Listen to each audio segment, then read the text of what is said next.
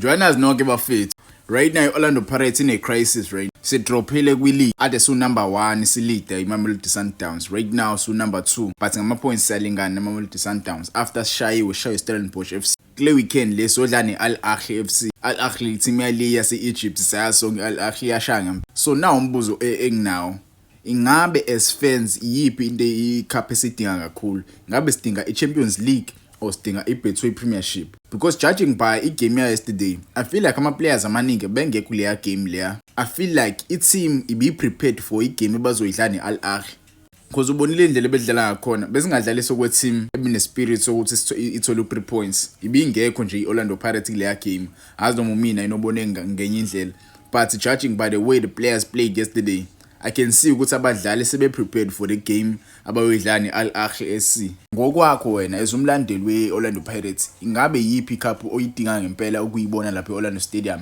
Ngabe ufuna ukubona ileague yabo because ileague siyasonke kade sagcina ukuyiwina ileague. I think sagcina ukuwina ileague.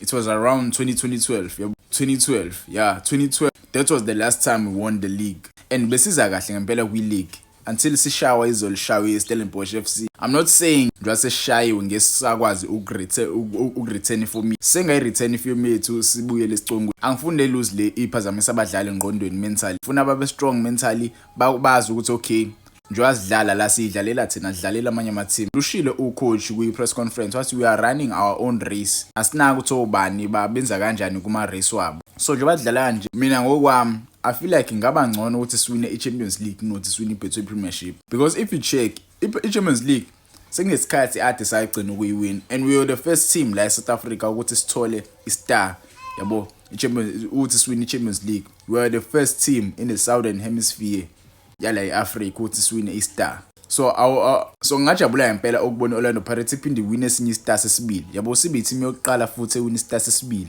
yabo in the southern region of Africa because lo ngamina a lot to the fans because maningi ama team asekazama ukuwina esinye star kuChampions League yabo Mamelodi Sundowns oKaizer Chiefs bazama ukusithola istar bahluleka yabo. So ngamina a lot to us as fans to see Orlando Pirates win the Champions League and ucoach uJose Rivero win the Champions League. Angeke ngaze ngama fans ukuthi phela ama fans sihlukahlukene yibo ni cup ongathanda ukuthi uJose Rivero win between iBetway Premiership or iChampions League yabo. Sengakhuluma lolu daba ingakaqala isizini and ngabala ukuthi yena ngenzeka siwini iMTN nangempela sayiwini iMTN but between the two, because these are the major 2 trophies. You cannot tell me ukuthi Jose Rivero win MTN. Obvious. Sisijwayele MTN. We need major cups. Yabo, we need major achievements. Esokwazi ukuchoma ngawo kwamanye ama teams mezakuthini. Yabo. So iChampions League, I feel like it's one of the most prestigious yabo cups to win. Yabo for me, yabo angazi kodwa kunina ngangitshela ama comments. Ngikhona ka Facebook ngiyatholakala nguVana Sports, ngikhona futhi naka TikTok nguVana Sports, ngikhona futhi naka Instagram Vana Sports _ZA. Ungakho ngifollowisha ka YouTube, usubscribe, ulike bafethu, ngiyabonga.